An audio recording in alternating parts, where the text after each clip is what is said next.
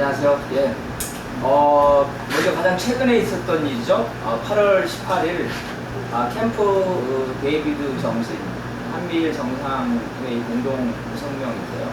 요거를 좀 말씀을 한번 드리겠습니다. 체육과라서요. 먼저 이제 이런 성명이 나오게 되는 배경을 알아야 되는데요. 이 배경을 알려면, 현재 이제 미국, 중국, 러시아 이런 관계를 좀 알아야 됩니다.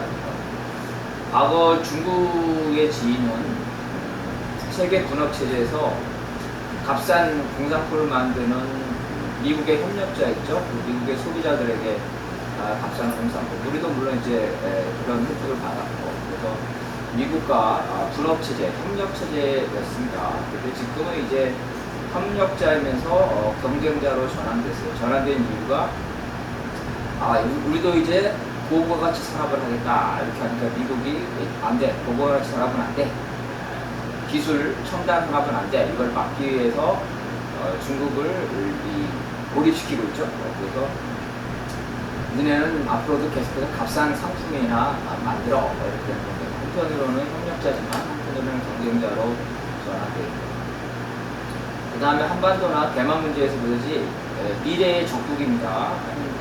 잠재적 적국이고, 러시아는 엘친 시대의 러시아는 미국이 주는 돈으로 먹고 살았습니다. 선거 때마다 미국 모스크바에서 선거 캠프 차려서 엘친을 방장시켜줬고요. 그랬는데 이제 미국이 나토를 계속 공진시키죠. 동유럽의 확대를 하면서 러시아와 사이가 안 좋아지면서 현재 푸틴 시대에 이렇게 왔었고요. 그렇지만 여전히 과거에 미국의 협력자였었죠. 자원이죠. 에너지나 자원을 수출하는 이런 협력자였는데, 지금은 역시 이제 에너지 자원을 수출을 하고 있지만 한편으로는 이제 경쟁자는 미국이 셰일 오일이라고 하고요. 오일의 최대 산유국의 지위에 되면서 에너지 경쟁자입니다. 러시아와. 그리고 이제 당연히 이제 적국, 나토와 그때 적국의 지위를 겸하고. 그래서 이러한 조건에서 미국의 세계 전략은 군사적으로는 이제 중국, 러시아가 핵폭탄이 있기 때문에 직접적으로 이들과 충돌을 피하는 겁니다. 충돌을 피하고, 그 다음에 경제적으로 필요한 건 이제 중국과 러시아로부터 이익을 받으면서도 중국과 러시아가 미국을 쫓아오지 못하도록 하는 것, 추격을 따돌리는 거죠. 정치적으로 고립시키는 거. 그 다음에 이제 정치적으로는 미국식 체제를 헐리우드 영화죠. 헐리우드 영화라든가 자유, 인권 이런 미국이 중요시하는 그런 가치 체제 이런 것들을 러시아와 중국에 유입시켜서 중국과 러시아를 미국식 체제로 하는 것, 이런 유도 정책을 하고 있습니다. 이런 강경책과 엉경책을 같이 하고 있어요. 그래서 중국과 러시아를 고립하려면 중국과 러시아가 인접국가와 대립을 해야 되겠죠. 이러한 인접국가에 대립하더라는 게 맞는, 러시아는 유럽과 대립해, 동유럽, 우크라이나에서 그런 전쟁이 일어나도록, 이제 실질적으로 러시아가 침공을 하지만 러시아가 침공할 수밖에 없는 나토를 러시아의 바로 맹방이죠. 러시아의 맹방이었던 우크라이나까지 확장하려는 이렇게 된 거죠. 그래서 이러한 미국의 전략에 따라서 중국은 대만 문제, 한반도 이런 데서 일본이나 한국과 적대적이다. 인도하고도 중국이 전쟁을 했죠. 그래서 미국, 중국, 러시아는 서로 전쟁을 안 합니다. 현장 국가이기 때문에. 그리고 서로 교류도 해요. 놀라운 일은 최근에 중국과 미국의 교역량, 무역량이 오히려 늘었답니다. 그래서 값싼 상품을 중심으로 한 이런 것들을 위해서 자기들끼리 냉전이 아니에요. 미국, 중국, 러시아는 냉전 아닙니다. 자기들끼리 다 대화도 하고 교역도 많아요. 냉전이라면 옛날 소련이나 미국처럼 서로 교류가 끊어지는 건데 그런 게 아니죠. 서로 교류를 하고 있어요. 근데 미국은 중국, 러시아와 냉전이 아니지만 중국, 러시아는 주변 국가와 냉전 상태에 들어가야 되죠. 사이가 안 좋아야 되는 거죠. 그래서 세계적 차원에서는 냉전이 아니지만 동북아나 동유럽에서는 냉전 상태가 되는 겁니다.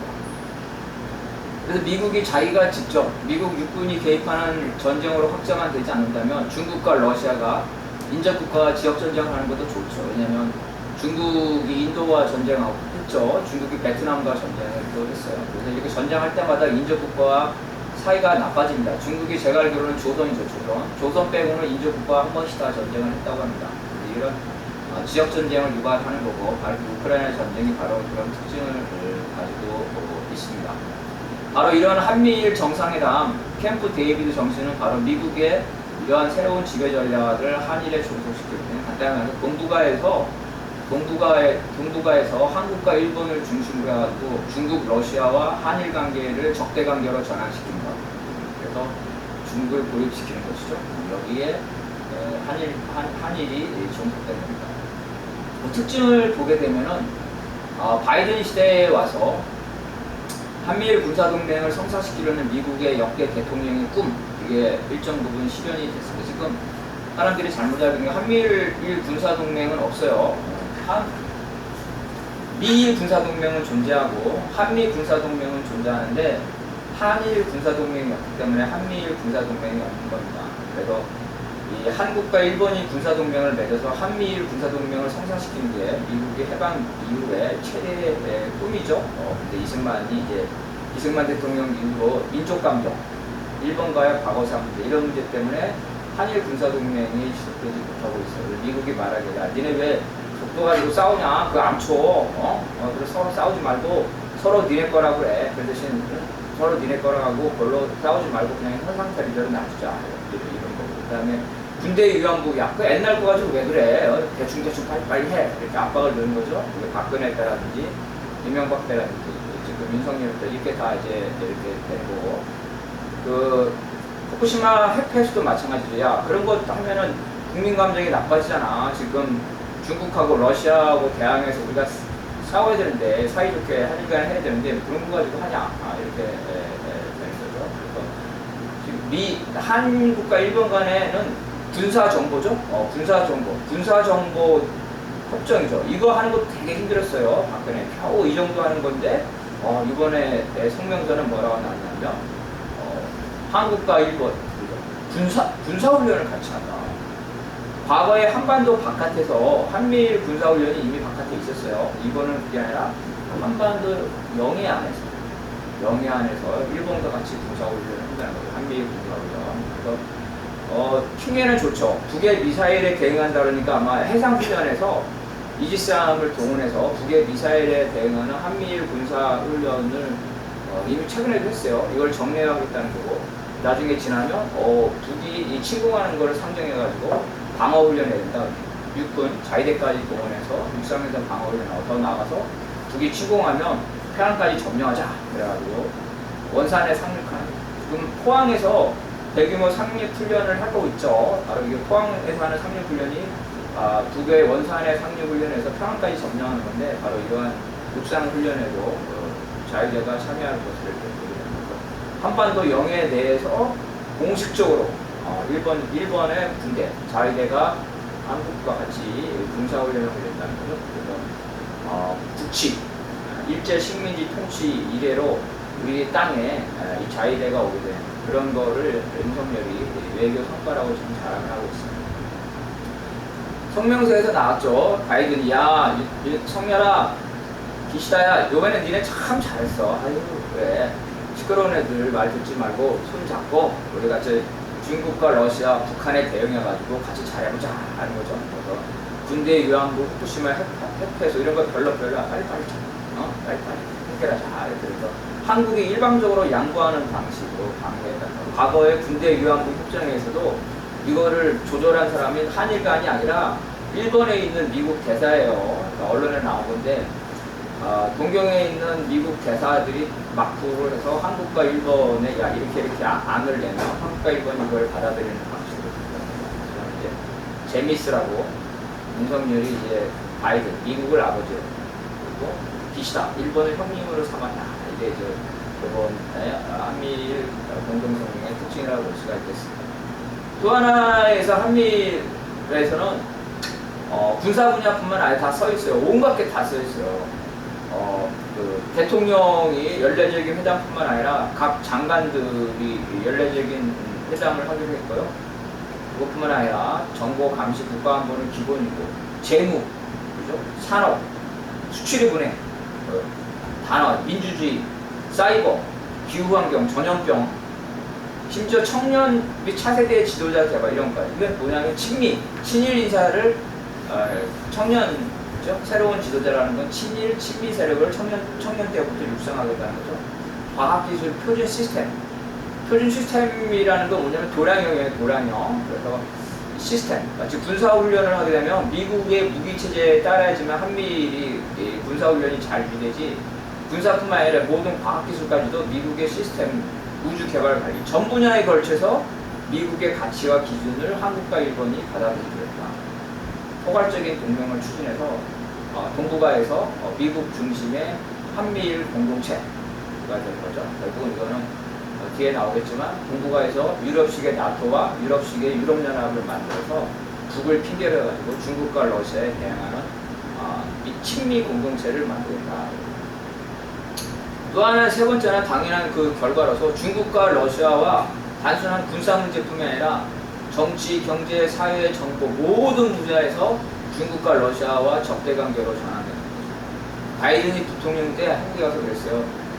대놓고 한국이 중국에 줄 설 거냐, 미국에 줄 설 거냐, 니네 한국의 운명이 달려있다. 부통령 때부터 이렇게 협박을 했는데 이번에 이제 그런 게 나오는 거죠. 그래서 한반도에서는 당연하고 대만을 포함한 동북아, 아세안, 그죠? 인도 태평양, 물론 유럽까지 나토하고 손잡고 하죠. 그래서 한반도에서 군사훈련할 때 영국군이라든지 호주군이라든지 이런 군들이 참여를 하게 되는데 바로 유럽에서의 나토에 범가는 그러한 군사동맹을 하면서 중국과 반도체 교류하지 말라는 거죠. 정치, 무역, 에너지, 공급망 이런 모든 분야에서 중국과 러시아와 단절해라, 적대관계로 넘어가라, 이렇게 이런 거를 요구를 합니다. 미국의 의도는 이러한 한미일 군사동맹이 오커스는 뭐예요? 오커스는 뭐냐면 미국, 그죠? 미국, 영국, 뉴질랜드 같이 소위 말하면 앵글로색슨족의 이 동맹이죠. 그래서 영국과 그 뉴질랜드가 들은 것처럼 아시아와 유럽을 같이 가는 이런 앵글로색슨의 동맹이고, 거기에 또 쿼드에는 인도가 들어가 있죠. 인도, 호주, 미국, 일본 이렇게 돼가지고 이곳들이 합쳐지면 한일 군사동맹, 오커스, 쿼드가 합쳐지면 인도 태평양에서 중로를 봉쇄하는 아시아식 나토가 탄생하는 거죠. 그래서 이 아시아식 나토가 유럽의 나토와 연합해서 세계 사령부를 완성하려고 합니다. 이거 바로 이제 미국의 꿈인데 바로 이것이 이번에 구체화됐다는 거예요. 심지어 한미일 공동 성명 안에는 한국과 일본과 무관한 거, 아세안이라든가 메콩강이라든가 이런 것들을 언급하고 이것은 뭐냐면 미국이 아시아에 한국과 일본을 내세워서 한국, 일본뿐만 아니라 아시아 전체에서 중국의 영향력을 몰아내고 자신의 영향력, 지배권을 확정하려는 거죠. 한국과 일본을 앞제비로 사용하겠다는 거죠. 그렇게 그리고 아주 그 충격적인 거는 지금까지는 주한미군이나 미군 애들이 야 북한이 남한을 침공하려고 하잖아. 그래서 우리가 이 군대에 있는 거야. 이렇게 얘기했죠. 근데 이번에는 성명서에서 명시했어요. 남중국해와 대만에서 중국과 맞설 것을 명시했습니다. 이거 간이 배 밖으로 나온 겁니다. 우리 국민들이 이거 잘 모르는데 국민들은 다 주한미군이 북한으로부터 침략으로부터 우리를 지켜주긴 하는데 한미일 정상이 대놓고 그게 아니라 남중국해와 대만 등 중국과 한미일 군사동맹이 맞선 거다. 이걸 인정했다는 것은 엄청난 도발적인 거고 전에 없던 거라죠. 주한미군의 지위라든가 한미일 군사동맹의 지위가 결국은 중국과 러시아를 향했다는 이런 것들이 있습니다.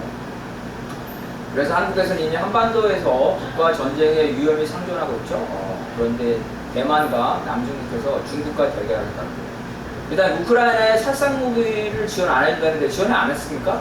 살상무기? 포탄 30발을 지원했죠? 어떻게 지원했어요? 독일에 있는 미군 부대에다가 독일에 있는 미군 부대에 포탄 30발을 지원한 겁니다. 그러면 그 포탄을 다시 우크라이나에 지원한 거예요. 재래식 무기는 한국이 엄청난 생산 능력을 가지고 있어요. 한국에서 재래식 전장이 이용이 있기 때문에. 그래서 이러한 재래식 무기를 우크라이나에 살상 무기를 지원하고, 그래서 러시아와도 이제 군사적으로 대결하게 되는 거죠. 그래서 윤석열은 이미 한반도에서 남북 간에 이러한 전쟁 위험이 있는데, 동북아, 더 나아가서 세계대전, 나토와 같이 이러한 전쟁을 끌어들이는 한미일 정상회담을 최대의 외교 성과로 잘하고 있죠. 그래서 북핵이라고 하는데 어떻게 됐습니까? 유엔에서 안보리 회의 결과에서 북에 관한 모든 견제는 중국과 러시아의 반대로 다 통과되지 못하고 있어요. 그래서 한미일, 한 축은 한미일하고 한 축은 중국, 러시아, 이렇게 해가지고 두 개의 전선이 한반도에도 쳐져 있고, 이 전선이 한반도뿐만 아니라 동북아, 심지어 나토까지 연결돼서 아마 한반도 영해에서 조만간 나토와 한미일 군사가 한미일 공동으로 군사훈련하는 그런 날이 얼마 남지 않았다. 이런 것들이 상당히 내용적으로 중요하고 방식에 있어도 상당히 도발적이다, 이렇게 볼 수가 있겠습니다. 가장 최근의 거라서 제가 먼저 했고요. 앞에 거 이제 좀 거시적으로 한번 보겠습니다. 거시적으로 한번 보는데, 먼저 중요한 거는 저걸 봐도요. 한일 관계, 그죠? 한일 관계를 먼저 보는 게 중요할 것 같아요.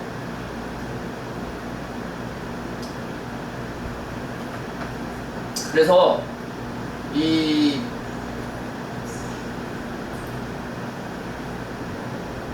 한일 관계에서 해방 이후에 한일 관계를 한번 보겠어요. 우리는 문제아가 일본이라고 있잖아요. 실은 문제아는 일본이 아니라 미국입니다. 미국이 문제아예요. 왜 그러냐면은, 첫 번째, 미국은 2차 대전 이후에 한국과 일본의 정권 수립기에 자신의 요구를 따르기만 하면 과거를 묻지 않았어요. 일본에서는 전범이라더라도 몇 명만 처형하고 나머지 전범이라더라도 미국에 충성하면 그 전범들을 처형하지 않았죠. 남한에서는 친일파라더라도 주인을 미국으로 바꾸죠. 미국에 충성하면 친일파도 처단하지 않았어요. 알아서 일본에서는 전범들, 남에서는 친일파, 그죠? 이거 같이 짝짝해서 사고 친 거 아니에요. 그래서 우리는 이 일본에 있는 전범들, 과거에 한국을 침략했던 얘들을 친한파라고 잘못 알고 있죠. 친한파라는 건 뭐냐면 한국을 다시 먹으려는 야욕에 있는 이런 애들, 그런 앞잡이들을 하는 애들이 바로 친일파인 거죠. 그래서 이것이 한국과 일본의 근본 문제예요. 미국이 자기의 이해를 위해서 일본의 전범과 남한의 친일파를 청산하지 않았고, 이들이 계속해서 문제를 일으키고 있고, 그것은 미국이 이들을 이 친미 정책을 표방하는 데 있어 이들을 앞잡이로 내고 있다는 거죠. 전범들과 친일파들이 바로 이제 이 미국의 앞잡이 역할을 하고 있다는 거죠. 둘째는 미국 놈들은 참 웃긴 놈들이에요. 핵심 전범은 처형했고 자기네들은 샌프란시스코 조약을 맺어서 핵전쟁에 대한 피해에 대해서 면책을 받았어요. 그러니까 자기네들은 일반한테 받을 건 다 받았어요. 제가 히로시마에 가서 세계 평화대회를 참석했는데, 일본 정부에게 원자폭탄 피해를 청구하는 그런 주장들을 하더라고요. 이해가 안 가가지고, 아니, 원자폭탄은 미국 놈들이 터뜨렸는데 왜 일본 정부가 피해를 해달라고 해?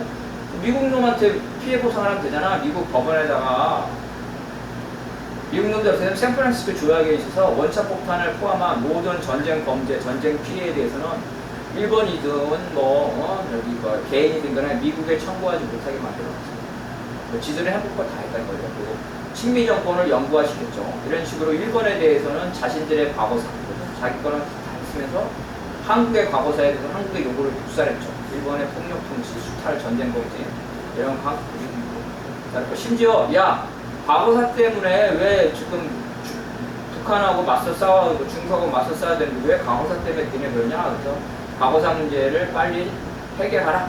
졸속적으로. 심지어 일본 편에, 그죠? 일본의 입장대로 따라라. 이런 압박을 계속 한 겁니다. 대표적인 게 독도나 독가서 이런 것들 쭉쭉 다 그런 것들이에요. 그래서 이런 것들이 있고, 그래서 이러한 한미일 군사동맹을 실현하기 위해서 과거사 문제에 대해서 한국의 정권들을 압박을 했죠. 그리고 대타협을 강요를 해왔습니다. 그리고 이제 중국과 러시아를 견제하기 위해서 일본을 병창기지, 일본은 창고예요. 무기 창고. 그리고 한국은 전쟁터. 한국은 전쟁터.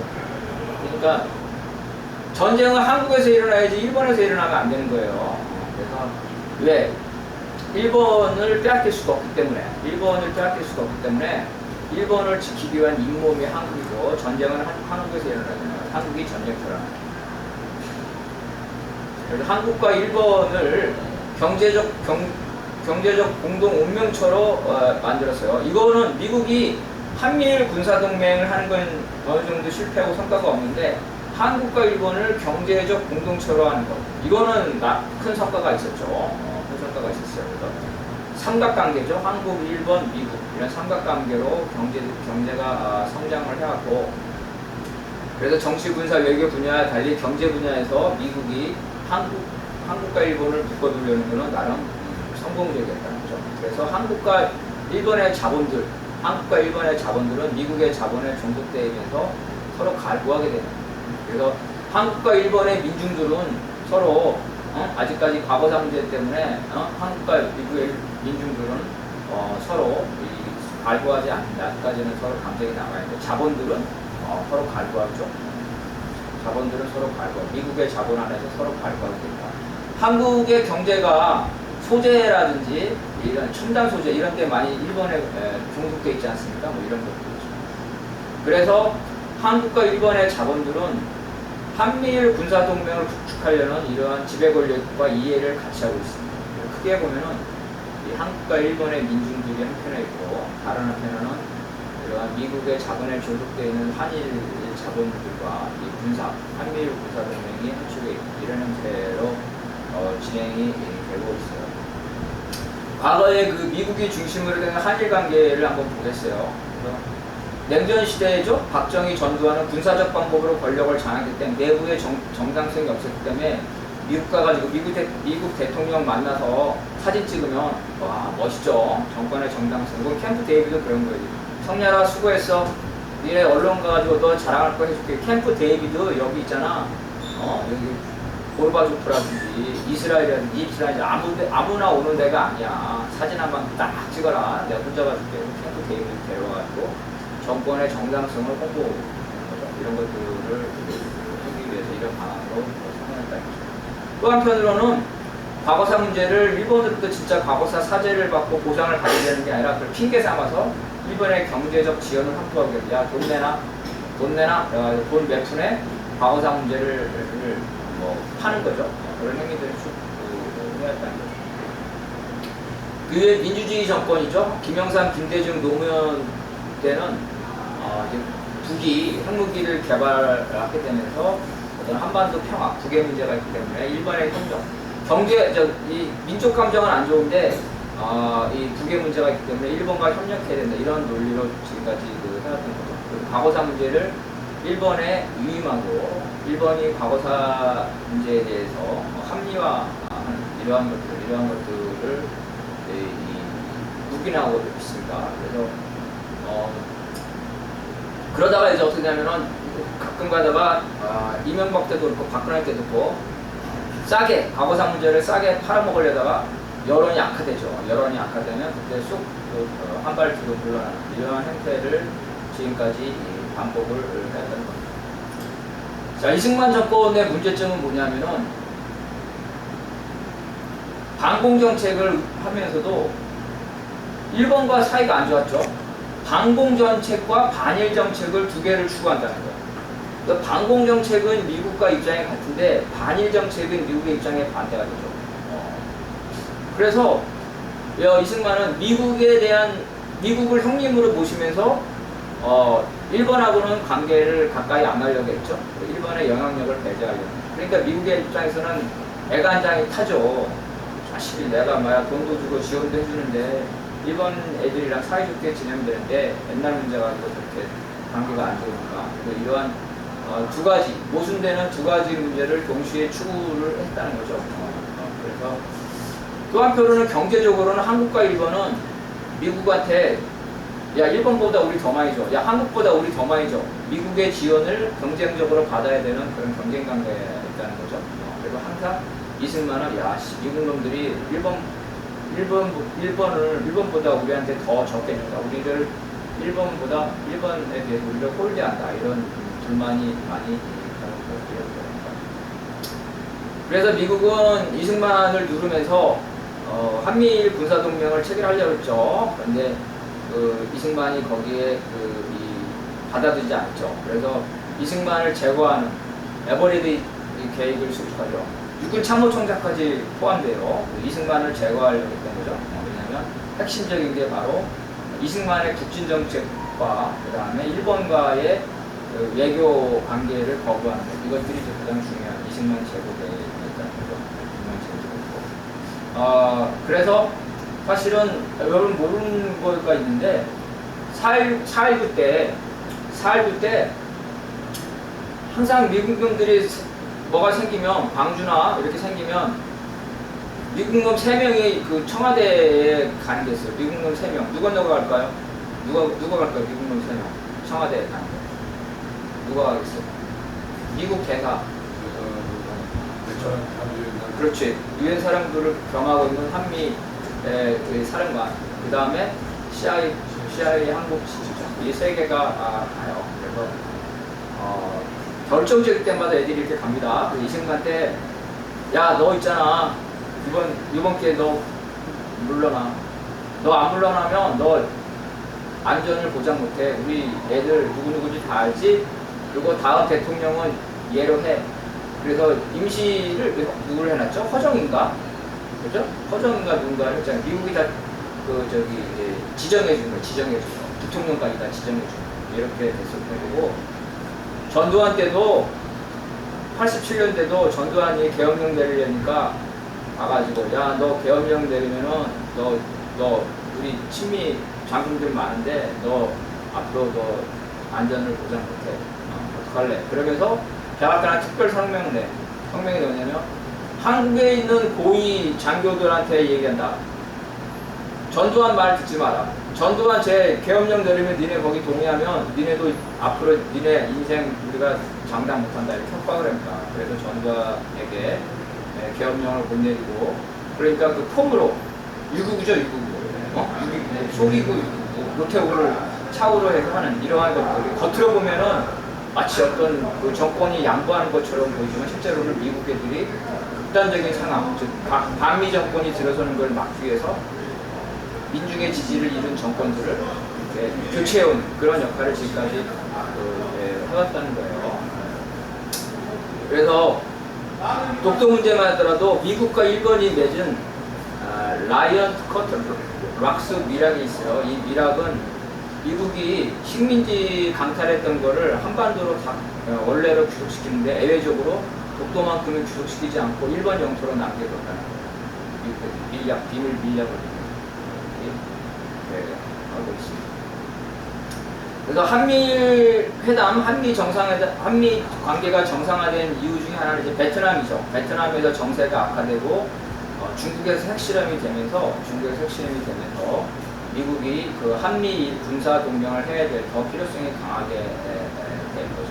그래서 한국의 베트남전 파병을 결정을 하면서, 야, 니네 베트남전에 파병해. 그러면 내가 일본 애들한테 양보 많이 하라고 할게.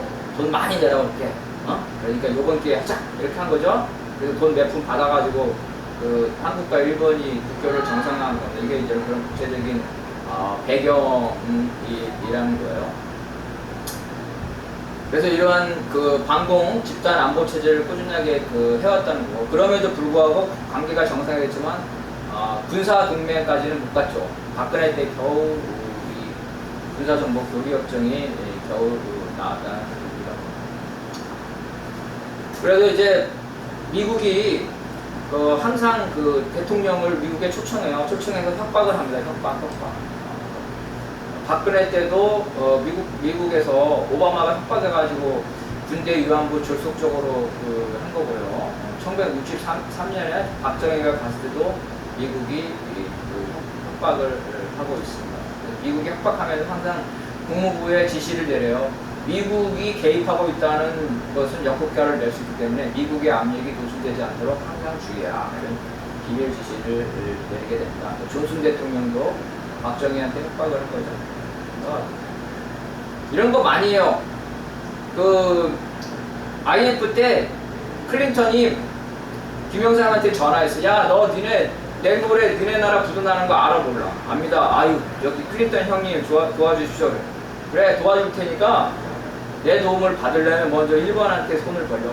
일본 돈부터 먼저 받아. 그리고 나서 내가 니네 도와줄게.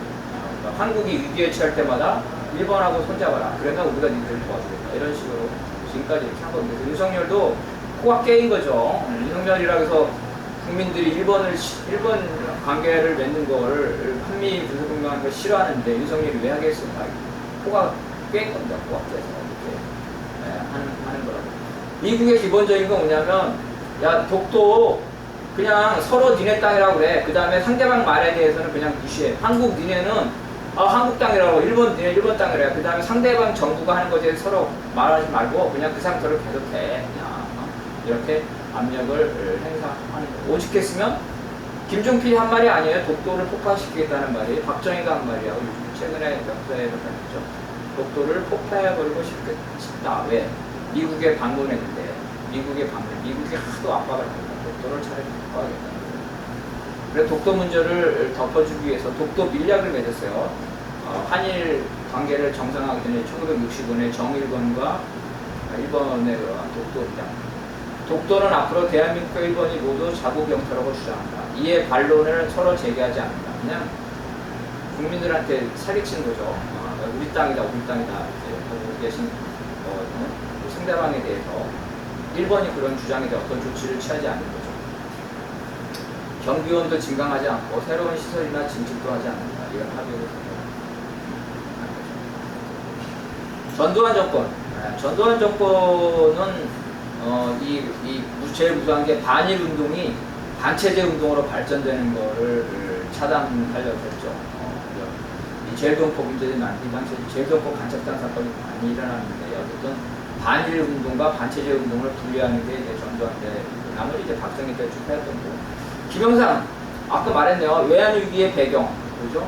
대일 대미 관계가 악화가 된 거죠. 클린턴이 한국 부도날지 모르겠어요. 미리 다 알았죠? 야, 영삼이가 꼴통이죠. 영삼이가 일본한테 큰 소리도 치죠. 일본에 버르장 거를 고쳐버리겠다 하고, 미국한테도 큰 소리 뻥뻥 치죠. 그러니까 클린턴, 저 자식 저거 한번 맛 좀 보여주자고. 가만 놔두자. 망할 때까지 놔두자. 망하고 나니까 전화 걸어가지고, 야, 일본 돈부터 먼저 받아. 일본 돈부터 먼저 받아. 얘기했다는 거예요. 전화 걸어서. 뿐만 아니라 2008년 글로벌 금융위기 때도 마찬가지죠. 이때도 미국이 일본과 먼저 해서 협력을 받아라 이런 식으로 얘기를 하고 있다는 겁니다. 김대중, 김대중 존경하는 사람들 많은데 김대중이야말로 미국이 제일 좋아하는 지도자예요. 왜냐하면 총칼을 동원하지 않고도 친미 정책을 유지하거든요. 김대중은 일본에 망명하는 동안에 미국에 망명하는 동안에 지도층과 밀접한 관계를 맺었죠. 그리고 구제금융, IMF 사태 때 IMF 사태를 핑계로 해서 신자유주의 도입을 그리고 구조조정이라든지 대규모 해고라든지 이런 것들 미국과 일본의 요구에 다 순응했어요. 김대중이. 유명한 오부치 선언 1998년 김대중 오부치 선언. 이 오부치 선언의 내용은 뭐냐면 총리가 식민 통치에 대해서 통철하게 반성을 해서 반성과 사죄를 했어요. 이게 끝이야. 김대중은 야 반성하고 사죄했으면 됐지 엠난지를 왜 수시냐. 보상? 그거 일본이 원해주면 해주는 거지 뭐 그런 거 가지고 해달라고 그러냐. 해달라고 그러냐. 그래서 과거사에 얽매이지 않고 한일 간의 동반자 관계를 사과만 하면 된다. 사과만 하면 된다. 그래서 김대중 대통령이 오부치에게 한국 정부는 과거 역사 문제에서 건드리지 않는다. 이런까지 발언을 한 거예요. 그러면서 윤석열이 김대중의 오부치 선언을 인용을 하죠. 근데 오부치 선언에서는 말은 그래도 식민 통치에 대한 통렬한 반성과 사죄가 명시가 됐었는데 지난번에 일본 가가지고 아예 사죄도 얘기 안 하죠. 니네 과거에 대한 입장이 뭔데? 그러면 과거 정부하고 입장이 똑같아. 과거 정부 입장이 뭔데? 과거 정부 입장은 똑같아. 이렇게 계속 얘기하고 있죠. 근데 오부치에서는 통렬한 반성과 사죄가 명시가 됐다. 김대중이 한 것, 말씀드려서 사과만 받고 실질적인 보상이나 이런 것들을 추궁 안 한 거는 문제가 있지만 윤석열의 지금 거는 김대중보다 훨씬 더 수준이 낮은 거죠. 노무현 때는 이제 독도 문제가 많이 되는데 1번이 측량선을 독도 앞바다에 보내려 했어요. 노무현 정부가 이걸 물리적으로 막으려 했어요. 독도 앞에서 일본과 한국이 충돌하게 생긴 거야. 미국 대사관 난리 났죠. 일본이 독도에 관련된 국제법적 권리를 가지고 있는데 한국이 왜 분별 시행을 하냐 이렇게 한국에 미친 짓으로 큰 문제가 일어나게 생겼다 이런 식으로 해서 대충 서로 타협해서 독도에서 괜히 충돌하지 마 이렇게 이 얘기를 한국이 대가를 치러야 될 거다 이런 식으로. 그래서 미국은 노무현 정부에게 또 반대했어요. 그러니까 노무현 정부 때 또 독도에서 해양 조사 활동을 하려고 했어요. 그러니까 일본이 난리 났죠. 일본이 미국한테 야야 니네 우리 보고 한국하고 싸우지 말라는 독도에서. 근데 한국 애들이 독도에다가 저기 해양 조사한데 어떻게 빨리 니들 좀 어떻게 막아봐. 그래가지고 미국이 또 노무현한테 독도에 대한 해양 조사 활동을 즉각 중지하라고 만들어졌어요. 여러분 잘 알아야 될 게 김대중 노무현 대통령이 훌륭한 부분도 있지만 김대중 노무현도 어쩔 수 없어요. 미국이 시키는 대로 하는 겁니다. 자, 이명박은 처음에 이명박이 대선에서 정동영한테 압승을 했죠. 그리고 2008년 총선, 대선 직후에 또 압승을 했어. 그러니까 이명박이 그냥, 대선 총선에서 압승을 하니까 기고만장해가지고 어떻게 했어요? 미국이 원하는 거. 형님, 알겠습니다. 우리 일본 애들하고 사이좋게 잘 해보겠습니다. 그렇죠. 그래가지고, 한일 정보 보호협정, 그죠? 독도 문제, 이런 것들이죠. 이런 것들을 딱 하려고 하죠. 그런데 어떻게 됐어요? 바로 그 광우병 촛불 시위가 생겼잖아요. 그래서 계속 그때 데모하고, 그 다음에 재보궐선거 계속 깨지고, 2012년 총선에서 대패를 하게 되죠. 그러다 보니까 어쩔 수 없이, 미국 형님, 아무래도 국민 여론이 안 좋아서 때가 아닌 것 같습니다. 저는 더 이상 못할 것 같습니다. 이렇게 하고 생쇼를 합니다. 독도를 방문하죠. 독도를 방문하죠. 통화 스위프 연장 요청을 철회하다. 다 이런 것들이 바로 민중의 힘. 우리 민중들의 힘으로 한국과 일본이 군사동맹을 맺으려는 걸 지금까지 반대한다는 거예요. 단일투쟁이 단순한 단일투쟁이 아닙니다. 한국과 일본을 강제로 결연시키려는 미국의 이러한 지배정책에 대한 것들이 이 반일투쟁, 반일투쟁을 단순히 민족 문제라고 생각하는 것은 잘못된 MD 구축, 미사일 방어망이죠. 이 목표가 한일 군사 정보협정이라는 거죠. 북한 얘기하는데 실은 북한이 아니라 사드를 배치해서 중국과 러시아죠.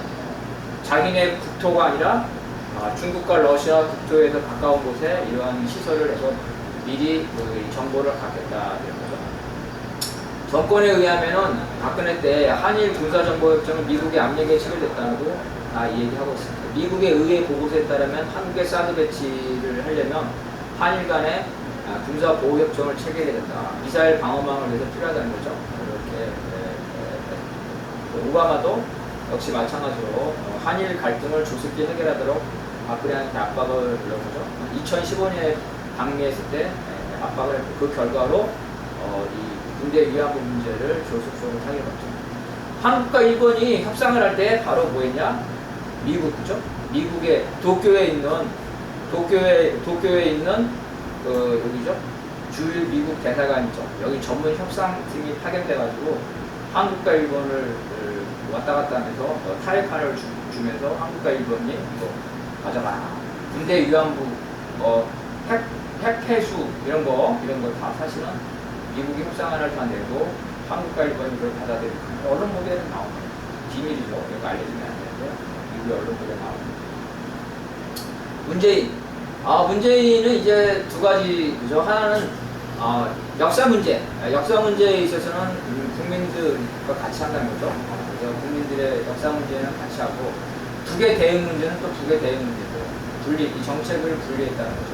정책을 분리하는 거는 이명박 박근혜 때 친일 정책을 하다가 된 서리를 먹었잖아요. 사드 배치 결정, 위안부 합의 뭐 이런 거 하다가 부정적인 여론이 있었기 때문에 감히 국민 여론이 무서워가지고 북에 대한 대응은 일본과 같이 하지만 과거사 문제에 대해서는 헐값에 팔아먹을 수가 없다. 그래서 이제 한일 군사정보교류협정 지소미아죠. 지소미아 종료를 조건부로 요구했다. 조건부로 요구했다. 왜? 미국의 압박에 의해서 모든 외신들이 다 이렇게 발표를 한 거예요. 한일 관계는 다 미국이 다 얼굴을 모르는 게 우리 국민만 모르는 해외에서는 다 알고 모든 언론사들이 다 얘기를 하고 있습니다. 문재인 때 2019년에 문재인이 좀 세게 한번 나갔죠. 지소미아 종료를 선언하려 독도 방어훈련에 돌입해서 난리가 났죠. 미국과 일본에서 이런 독도에서의 군사훈련, 그죠? 이런 것은 생산적이지 않다. 부정적으로 얘기하고 그거에 대해서 반대하고 중단하는 압박을 이명박이 방문할 때도 미국의 입장은 아무것도 없다. 우리가 원하는 것은 양국이 대화를 통해 해결하는 무슨 말이에요? 일본은 일본 땅이라고 한국은 한국 땅이라고 그것 때문에 싸우지 말라 이런 거죠. 그래서 윤석열 정권에 있어서 드디어 한일 동맹에 가까이 가게 되는 이런 그래서 윤석열이 바이든한테 바이든 치매 바이든 치매입니다. 치매 자기 손자 이름도 몰라요. 대통령 나오면 안 이번에 대통령 나오면 되니까 바이든한테 외교적인 선물을 서로 주고받는 겁니다. 바이든은 재선을 위해서, 윤석열은 땅에 떨어진 지지를 회복하기 위해서 이렇게 하는 거고. 그래서 일본과의 이 한일 정상회담에서 했죠. 이런 것들이 다 이런 배경에서 다 나왔다는 거죠. 싸게 다 팔아먹은 거죠. 그래서 이제 이런 배경에서 미국이 압박이 거세졌고 이번에 완전히 항복선언을 하게 된 겁니다. 그래서 이제 다 끝났으니까 남은 건 뭐야? 한미일 군사동맹 쌩쌩 달려가자. 어떻게? 국방부 장관, 그죠? 국방부 장관, 외교 안보 책임자, 한미일. 지금까지는 미국과 일본, 한국과 미국 이런 식으로 됐는데 이제 한꺼번에 3자가 머리 맞대고 3국 간에 테이블을 만들어서 정기적으로 하자. 새로운 협의체 창설을 추진하고 있죠. 이번에 더 구체화시켰습니다. 미국이 엄청난 그 성과를 가져고 바이든의 외교적인 선물을 받게 됩니다. 이렇게. 그래서 이런 행방을 보게 되면은 결국은 윤석열의 정책은 박근혜, 이명박, 박정희 이런 것들을 친미 종북 정책의 연장선이죠. 친일정책의 확대 정책이라는 거. 이거는 바로 미국의 중러 봉쇄 정책에 철저히 종북당하고 있다는 것을 보여주고 있습니다. 아까 말한 아시아식 나토를 만들겠다는 거죠. 경제 공동체를 해서 지들은 중국, 러시아와 교류하고 있어요. 지들은 중국과 교류하면서 한국과 일본한테는 중국과 교류하지 말라고 그러는 거예요. 그래서 이런 커다란 구도에서 향후 이 대일 정책을 누구한테 달려있다? 윤석열에게 달려있다? 아니다. 한국의 민중들한테 달려있다. 한국의 민중들이 반일 투쟁을 얼마나 열심히 하냐에 따라서 윤석열이 민중의 눈치를 볼 수밖에 없고 미국도 저랬다가 우리가 일본하고 결혼하라고 너무 막무가내로 밀어주다가 한국 사람들이 우리 미국 반미 감정이 일어납니다. 반미 감정이 일어나면 안 되니까 그만 압박하자. 민중들이 어떻게 싸우냐에 따라서 미국이 원하는 80년 수건인 한미일 군사동맹이 미국의 희망대로 추진될 것인지 아니면 이것이 이명박 때나 박근혜 때처럼 중단될 것인지 여기에서는 한국 민중들의 투쟁에 달려있다. 그리고 핵폐수, 과거사 문제 이렇게 단순히 과거사 문제가 아니라 한반도를 전쟁터로 삼으려는 미국의 이런 전략에 대해서 대응하는 거죠. 그래서 이런 한일 투쟁은 한국, 미국, 일본의 이런 3자 동맹에서 약한 고리, 한국과 일본의 이 약한 고리를 끊는 거죠. 이 미국의 동북아 패권에 맞서는 반제국주의 투쟁이고 한미일 독점 자본의 단합에 맞서는 반신자유주의 투쟁이고 바로 약한 고리를 끊는 이러한 투쟁이라는 겁니다. 여기까지 이제 한일 관계를 쭉 봤고요. 나머지는 좀 군사 문제인데, 그거는 제가 빨리빨리 좀 얘기를 한번 해보겠어요.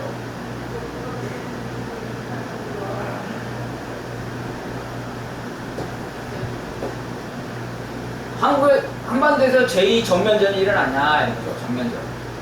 전면전은 어떻게 일어나나, 이라크 전쟁과 이번에 우크라이나 전쟁을 비교하면 되죠. 그냥 간단히 말하면, 전쟁이 일어나면 제일 먼저 방공망을 피할 수 있는 스텔스기가 방공망을 폭격을 하고, 그 다음부터는 대규모 미사일을 쏘는데요. 토마호크 미사일만 일주일 이내에 1000발을 쐈습니다.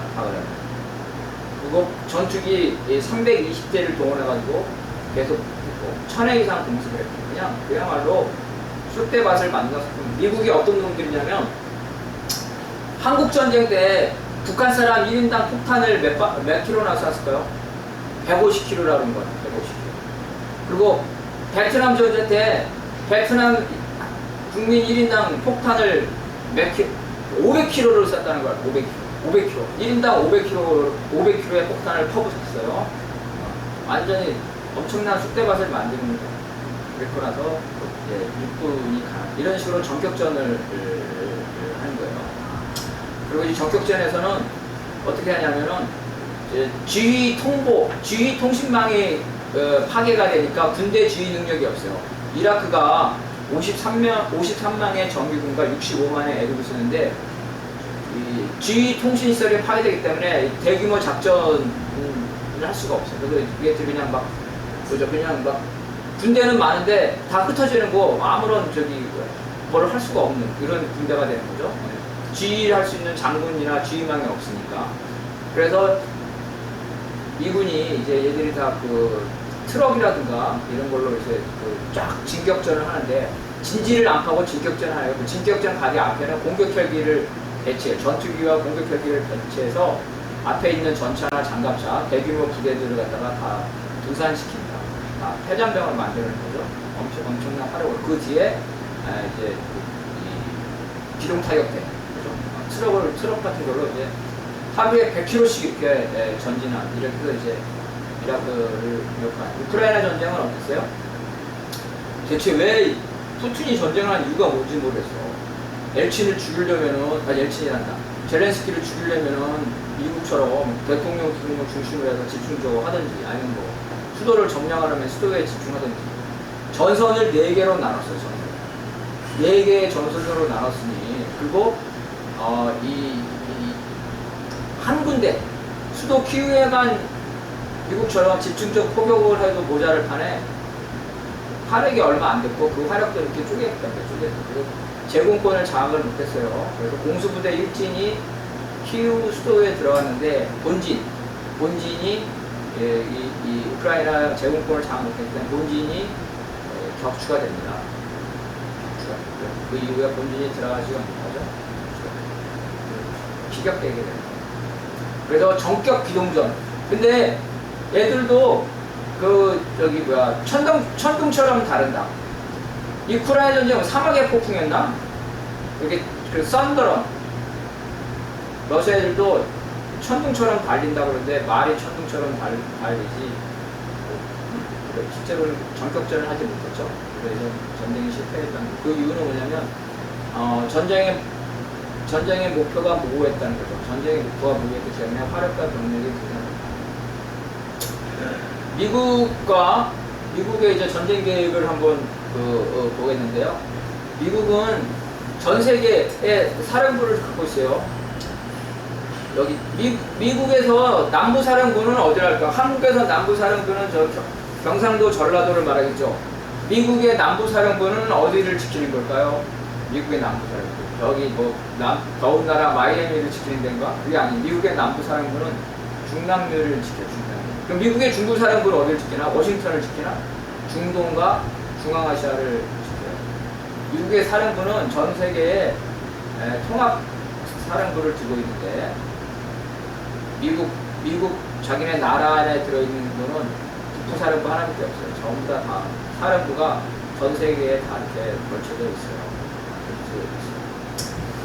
그래서 이러한 통합 전투 사령부는 육해 공군과 해병대 그리고 지원부대 이렇게 돼가지고 5개의 에어 부대가 딱 2개 있는 거고, 그리고 여기에는 이제 항공모함 전단이 있죠. 그리고 가장 빠르게 비행기 수송기죠.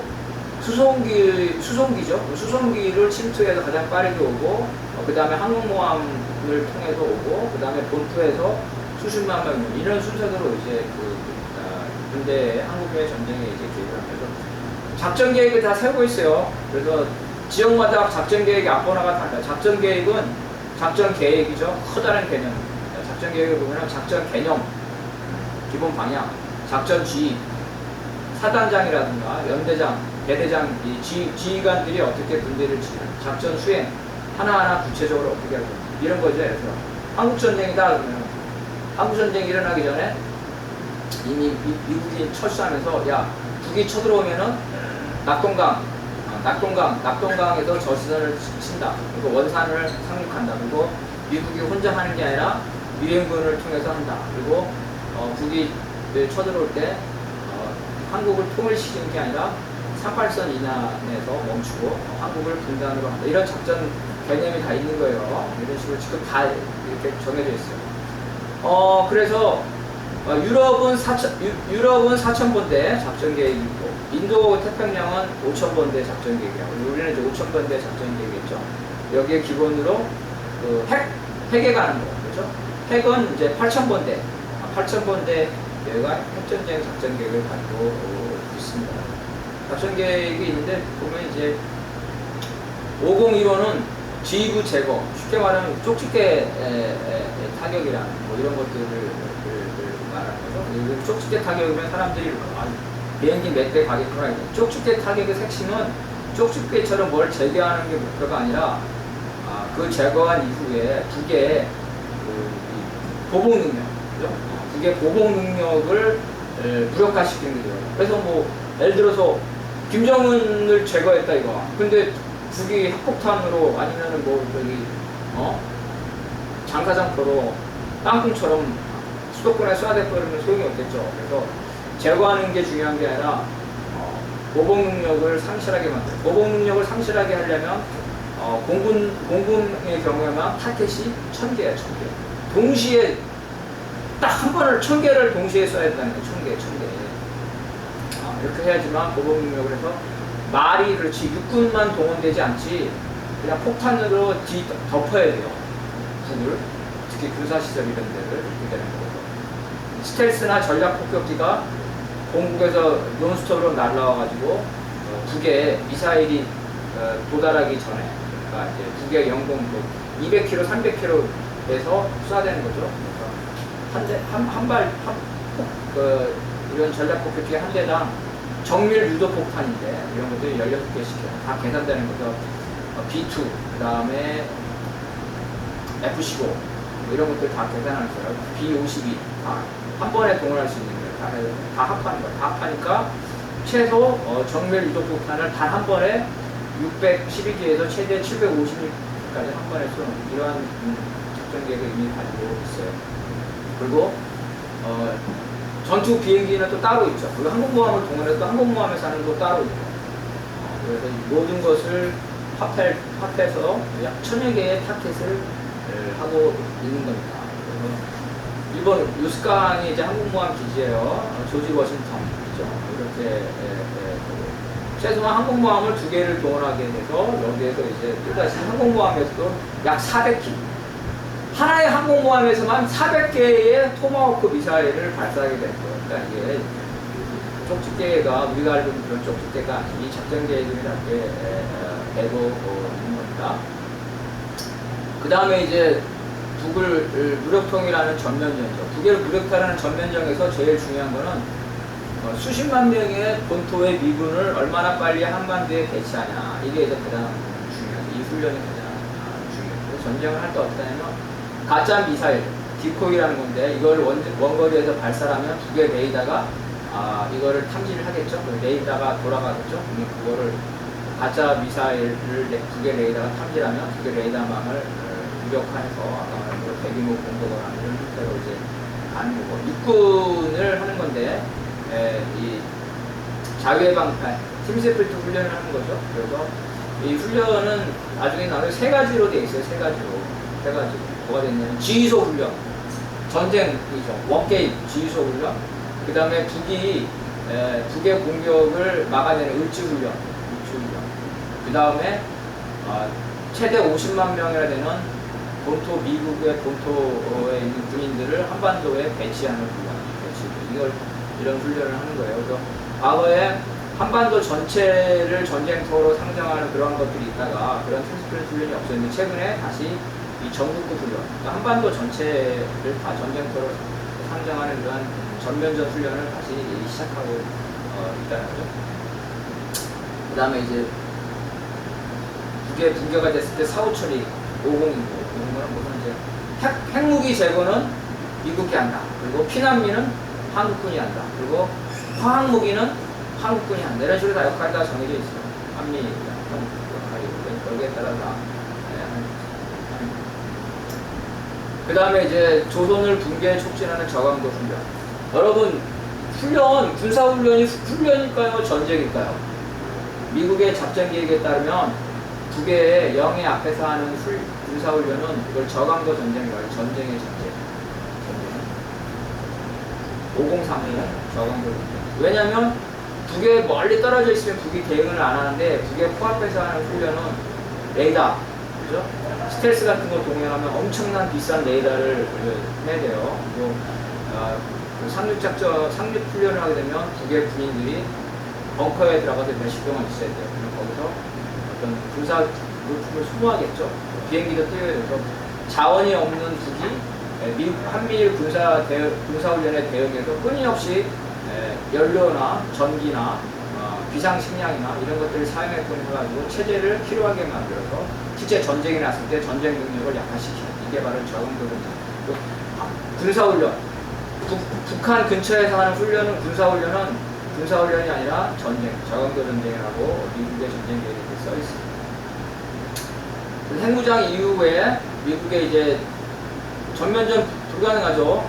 핵무기 때문에 전면전은 불가능해요. 전면전이 불가능한데도 군사훈련을 하는 이유는 아까 말한 것처럼 계속해서 북이 체제에 소모되게끔 하는 거죠. 이렇게 차라리 전면전을 한다고 하면 북의 입장은 한 번만 붙으면 되는데, 너 죽고 나 죽고 한 번만 붙으면 되는데, 지금 미국이 전면전을 안 하면서 전면전을 할 때 계속 가서 군사훈련을 하는 거예요. 북을 미치게 만드는 거죠. 북의 전면전 훈련. 아까 말한 전면전은 뭐라 그랬어요? 전면전에서 중요한 건 제공권을 장악하려는 엄청난 공군력과 엄청난 미사일이죠. 북은 그럴 능력이 없다. 북은 한반도 남한을 점령할 능력이 없어요. 전면전할 능력이 없어요. 남한의 방공망을 무력화시킬 만큼의 그렇게 많은 미사일이 없고, 북은 뭐가 있냐? 남한을 점령은 못해. 육군부나 해군부는 점령 못하는데 수도권에 타격을 줄 수 있지. 보복 능력만 있고, 보복 능력. 북이 가지고 있는 거는 남한을 점령하는 이런 전면전 능력이 아니라 보복할 수 있는 전면전 능력은 없고, 남한을 점령할 수도 없죠. 남한 점령하려면 어떻게 돼요? 북한 군대를 탱크 엄청나게 앞세워서 북한 군인이 남한에 들어와야 되는데 불가능하죠. 재래식 전쟁 수준이. 그래서 보복 능력만 북이 하고 있는 거는 방어, 강력한 미국으로부터 방어하기 위한 이런 보복 능력만 가지고 있습니다. 남한의 군사력은 어때요? 북하고 하는데 무슨 이지스함부터 해가지고 무슨 공중 구비국 이런 게 왜 필요해요? 독도를 막고 마라도를 하고 그래서 필요하다고 다 거짓말이죠. 북하고 하는데 이지스함 저기 공중급이 필요 다 중국과 러시아하고 전쟁을 했을 때 미국과 같이 군사훈련을 하려면 방역, 그렇죠? 동북아 전체를 전쟁터로 하는 그러한 무기가 필요한 거죠. 방역 무기가 필요한 거죠. 방역. 미국의 요구에 따라서 이렇게 미국산 무기를 사는 겁니다. 한미 군사훈련은 다 했죠. 첫째는 지휘소 훈련, 워게임. 둘째는 북의 공격에 초기에 대응하는 을지훈련. 민간군이 같이 하죠. 수도권에서 하는 게 보통 을지훈련. 셋째는 미군을 신속하게 배치하는 미군 증원훈련. 그리고 한국으로 데려오는 거죠. 두 번째는 미군들을 전선에 배치하는 연합 전시 증원훈련이라고 해요. 그리고 키 리졸브 훈련이라고 최근에는 호주군과 뉴질랜드, 영국군도 했다는 거죠. 북을 상대로 하는 게 아니라 사실은 중국, 러시아를 한. 그 다음에 이제 상륙훈련, 원산을 겨냥을 해가지고 포항에서 상륙작전을 하죠. 이걸 복수훈련이라고 볼 수도 있고, 두개 국가의 전면 이런 형태로 훈련을 쭉쭉 해오고 있다가 팀스프릿 때 중단됐다가 최근에 이론을 바꿔서 다시 하고 있는 거죠. 그래서 한반도에서 전면전은 안 일어난다. 역설적이지만 두 개의 핵무기 때문에. 그렇지만 계속해서 북을 괴롭히는 이런 군사훈련을 하고, 그 다음에 연평도 해전 같은 거죠. 이런 우발적인 충돌, 이런 거는 일어나는 가능성이 있죠. 연평도 해전 일어나는 순간 군사 작전권은 누구한테 넘어간다? 남한과 북이 충돌하는 순간 작전권 누구한테 넘어간다? 다 미국한테 넘어간다. 그래서 박정희나 전두환 애들이 간이 그게 우리가 북쪽 폭격하고 싸면 미국 무슨 말야 멈춰! 그러죠? 그래서 우발적인 충돌이 연평도 같은 게 일어나면은 한국에서는 뭐 전투기까지 동원하려고 다 그랬어요. 그렇지만 미국이 다 통제를 해요. 전면전이라는, 미국은 전쟁은 우리가 결정하는 거지 니네 한국이 결정하는 게 아니다. 다 미국이 관리하고 있어요. 대만 전쟁으로 한국전으로 파급된 거, 우크라이나 전쟁으로 유럽이 러시아하고 관계가 멀어졌죠. 대만이 전쟁 나면 어때요? 아시아 사람이 무섭다. 중국 놈들이 대만 침략하는구나. 우리도 침략할 수 있어. 그럼 아시아가 다 중국을 주도하겠죠. 대만 전쟁은 유발할 것이다. 대만 전쟁을 시작하는 거는 대만 해협이죠. 대만 해협 이 사이에 이름이 있어요. 평우 제도라고 하는데 여기를 먼저 무력화시키고, 제공권이죠. 미사일망을 다 무력화시키고 해병대를 상륙시키는데 미군이 지원해주기 때문에 대규모 함정이 아니라 민간 함정, 대형 함정을 하면 바로 격추되기 때문에 민간 함정 수십 명을 탈 수 있는 수백 척의 소형 함정 있죠. 그래서 엄청난 여러 개로 쪼개서 온다는 거예요. 미사일 공격을 이런 형태로 진행되는 거고요. 미국은 대만 관계법에 의해서 대만에게 무기는 지원할 수 있지만 한미동맹 같은 동맹이 없어 자동적으로 전쟁 개입이 못해요. 그래서 대만 전쟁에 미국이 어떻게 개입하냐면, 대만 전쟁이 만약에 일어나면 대만 해협에 항행의 자유다. 대만 해협에, 대만과 중국에 있는 대만 해협에 미국의 군함이 전쟁 중에 지나가겠죠. 그럼 중국이 공격을 안 할 수가 없겠죠. 중국을 보내면 정당방으로 대만 전쟁에 개입하는 이런 겁니다. 통칭망 사건 같이 보듯이 미국은 없는 것도 만들어놔가지고 정당방을 하고 지지를 공격했는데 베트남이 공격했다고 그래가지고 전쟁에 개입하는 이런 방식을 하고, 한국에 이제 파급된데 이 시뮬레이션에 보게 되면 일본은 아주 주일 미군이 있기 때문에 일본은 아예 그냥 직접적으로 관여합니다. 일본에 있는 미군 기지들이 이제 폭격을 받게 되는 거고, 한국은 이제 미국 본토에 있는 군대가 오기 전에 주한미군이죠. 주한미군을 글로벌 마스터라는 이런 대형 수송기를 통해 가지고 주한미군을 1차적으로 대만 전쟁에 투입을 하고, 2차적으로는 한국에 있는 공군들이죠. 4개의 전투 비행대가 있는데 이 중에 2개 대대가 참여하게 됩니다. 그리고 제주도는 미국의 함정을 위한 항구로 사용되고 이렇게 돼서 중국의 입장에서는 저걸 대만 공격에 하는 비행기가 군산 비행장에서 날아오면 군산 비행장을 폭격해야겠어요, 안 하겠어요, 중국이. 대만 전쟁에 참여하는 미국의 함정들이 제주에서 거기를 항구를 이용하면 제주를 폭격해야겠어요, 안 하겠어요. 이미 미국의 제7함대의 작전 참모로 했던 주한미군의 해군 선임장교를 지낸 데이비드 서치타가 2013년에 제주 해군기지 동북아의 함이라는 보고서를 썼어요. 이 보고서에 따르면 대만 해협에서 무력 충돌이 하면 제주 해군기지를 아주 유용하게 우리가 써야 된다. 미국의 함정, 잠수함, 항공모함까지 전부 다 여기에 배치해서 중국의 북양함대를 막을 수 있는 이런 역할을 해야 된다. 제주도 이렇게 요거 이제 이게 전쟁에 관련된 이게 이제 대만 전쟁인데 요게 그 육지에서 함대를 격추시킬 수 있는 지대한 미사일 사정거리예요. 그래서 미군의 함정들이 반은 이 바깥에 사정거리 바깥에 있고 반은 이 안에 들어가서 전쟁을 합니다. 여기가 전쟁터고 여기가 이제 대치하는 거고 여기 다 들어가 있죠. 한국, 일본 다 들어가 있죠. 엄청나게 가깝잖아요. 이 대만이 있는데 여기 뭐 제주도 여기 있고 이걸 미군이 안 쓰겠냐고. 전쟁 나면 바로 여기서 주한미군 수송기로 날라오고 여기 공군들 여기 폭격하고 대만 이렇게 돼서 우리 전쟁터 안에 들어왔네요. 중국의 그 지대한 미사일 사정거리 안에 다 들어가 있습니다. 일본과 한국 전부 다. 일본은 아예 그 워게임에 보면 속대만이 될 수밖에 없고 주일미군 기준에 한국은 한국의 그 행동 처신에 따라 전쟁터가 될 수도 있고 안 될 수도 있고 윤석열이 어떻게 말했다? 이 대만 전쟁이 일어나면 미국 형님과 일본 형님과 같이 중국에 맞서 싸우겠습니다. 그렇게 해놨죠. 해놨어. 미친놈이라고 볼 수밖에 없습니다. 제정신이 아닙니다. 자, 여기까지입니다. 여기까지 끝내고 질문이나 말씀을 드리도록 하겠습니다. 감사합니다.